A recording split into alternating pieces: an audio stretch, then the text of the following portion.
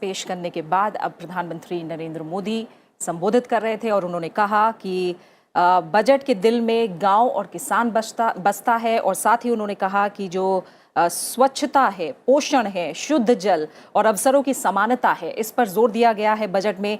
उन्होंने कहा कि इस बजट के बाद युवाओं को ताकत मिलेगी, साथ ही जो उज्जवल भविष्य है वो तय होगा। इसके अलावा उन्होंने कहा कि दक्षिण का विकास हो, उत्तर पूर्व का विकास हो या फिर उत्तर का विकास हो, सभी जगह इस बजट में जोर दिया गया है। तो कृति, जो आज बजट पेश किया गया है, किन सेक्टर पर खासा जोर दिया गया है और जो आत्मनिर्भर भारत का जो सपना है, जिस दिशा में हम आगे बढ़ रहे हैं, उस पर कितना फोकस है और किस तरह से बजट अलग अलग सेक्टर के जरिए आत्मनिर्भर भारत पर जोर दे रहा है। और साथ ही देखा जाएगा कि वित्त मंत्री निर्मला सीतारमण, जिन्होंने अपना लगातार तीसरा बजट पेश किया, कोविड-19 महामारी से उपजी जो चुनौतियां हैं उनसे पार पाने में भारत को और कितनी मजबूत दिशा की तरफ लेकर जाएगा। Absolutely, Preeti. As the government had been saying that this budget is going to be a game-changer budget, it is going to be a historic budget under the shadow of the COVID-19 pandemic. And of course, the government also talked about the structural reforms, pushing income, pushing investment, pushing employment generation, very importantly, and also sector-specific announcements that the finance minister made. But of course, we're going to talk about all the sectors, Preeti, but we also have distinguished guests on the panel. बिल्कुल, हमारे साथ इस समय दो खास मेहमान जुड़े हुए हैं। हमारे साथ हैं जयंत दासगुप्ता जी, फॉर्मर एम्बेसडर, साथ ही हमारे साथ हैं doctor Brajesh Kumar, assistant professor AJNIFM। आप दोनों मेहमानों का एक बार फिर से शुक्रिया हमारे साथ जुड़ने के लिए। डॉक्टर ब्रजेश कुमार, आपसे मैं शुरुआत करूंगी। जैसा प्रधानमंत्री नरेंद्र मोदी को अभी हमने सुना और उन्होंने कहा कि जो खासकर फिस्कल डेफिसिट है, उसकी जो चुनौतियाँ हैं उसे ध्यान में रखते हुए साथ ही अपनी जिम्मेदारियों को भी ध्यान में रखा गया है। तो इस मोर्चे पर आप कैसे देखते हैं, कितना बैलेंस्ड बजट रहा है? ये बजट पूर्णतया बैलेंस्ड है। विकल्पों के हिसाब से इससे ज़्यादा बैलेंस्ड बजट हो नहीं सकता। आपके पास एक सीमित संसाधन है, इसी सीमित संसाधन से आपको रोटी की भी चिंता करनी है, कपड़े की भी चिंता करनी है, मकान की भी चिंता करनी है, सेहत की भी चिंता करनी है, पर्यावरण की भी चिंता करनी है, प्लस व्यवसाय की भी चिंता करनी है और यातायात पे भी ध्यान देना है। ये बजट इन सभी पहलुओं पे पूर्णतया ध्यान देते हुए आगे बढ़ा है। दूसरी जो महत्वपूर्ण बात है कि फिस्कल डेफिसिट बढ़ेगा, बढ़ रहा है, आपके पास विकल्प क्या है? ऐसी परिस्थिति में जहां आप एक चल रहे इंजन को अचानक आप फुल स्टॉप लगा देते हैं, फिर उसके बाद आप फिर से स्टार्ट करते हैं, तो आपको कई सारे नए अवसरों को भी जन्म देना पड़ेगा, जिसके लिए आपको निवेश की आवश्यकता है। और जब आप निवेश करेंगे तो आप खर्च कर रहे हैं, खर्च करेंगे तो आपकी फिस्कल डेफिसिट बढ़ेगी, क्योंकि आय का संसाधन आपके पास पहले भी सीमित था और इस कठिन परिस्थिति में थोड़ी और संकुचित हो गया है। तो इन हालात को देखते हुए फिस्कल डेफिसिट इस वक्त उतना चिंता का विषय नहीं है जितना विकास एक चिंता का विषय है। और परिस्थिति को सामान्य रूप में लाने के लिए और जो विकास का लक्ष्य सभी क्षेत्रों में रखा गया है उसको हासिल करना ये ज़्यादा महत्वपूर्ण है। इस बजट में आप एक जो सबसे अच्छी चीज़ जो देखेंगे कि सेहत पे ज़्यादा ध्यान दिया गया। जिस हेल्थ इंफ्रास्ट्रक्चर डेवलपमेंट की बात की गई है, जितने PHCs के ऊपर ध्यान देने की बात की गई है, लैबोरेटरीज डेवलप करने की बात की गई है, ऐसा कभी किसी बजट में हेल्थ सेक्टर के ऊपर इतना ध्यान नहीं दिया गया, जो इस बजट की एक सबसे बड़ी अच्छी चीज़ है। दूसरा, आपने यातायात के तौर पे सड़कों की बात की, रेल की बात की, प्लस बंदरगाहों की बात की है, जिससे आपका व्यवसाय में वृद्धि होगा, न ही निर्यात में, बल्कि एक जगह से दूसरे जगह आपको संसाधनों को ले जाने।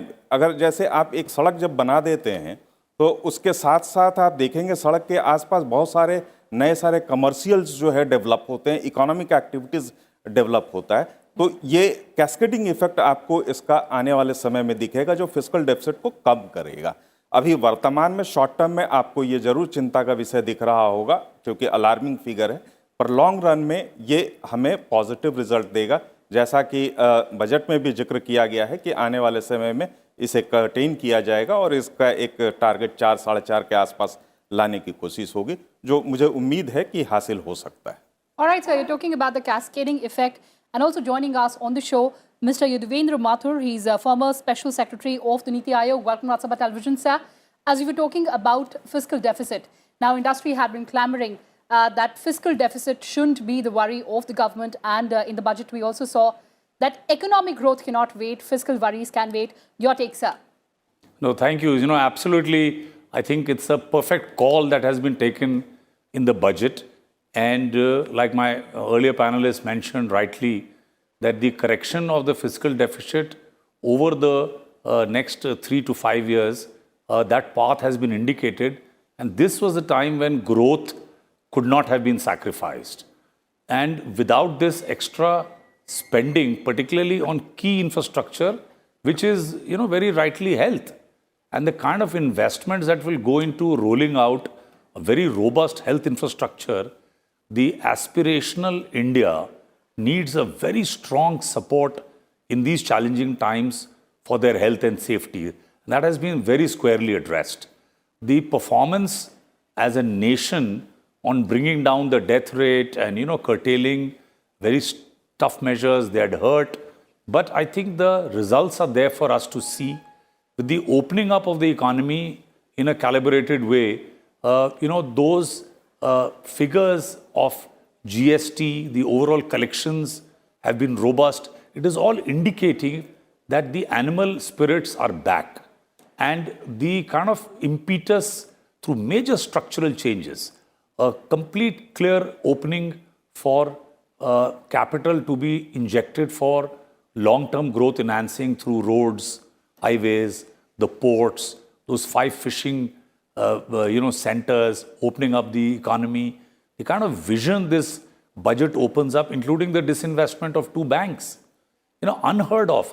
The kind of signal this budget has given, and I'm sure that the rating agencies who still continue to wrongly rate us as BBB, they will take a leaf out of what India is doing, and I'm sure that the capital will come in with the very calibrated permissions to allow a long-term capital to get into infrastructure, the strengthening of the international financial center, and that will be again a very massive opening for international capital to start operating out of India.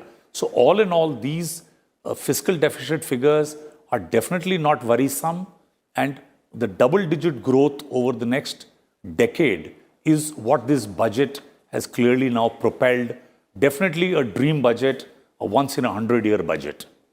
All right, that's what the finance minister had already said, that this would be a budget that Indians wouldn't have seen for the last 100 years. Also joining us on the panel, Mr. Bimal Jain, Chairman of Indirect Taxes Committee of PhD Chamber of Commerce and Industry. Mr. Jain, welcome to Rajya Sabha Television. Big takeaways for you from this budget, sir.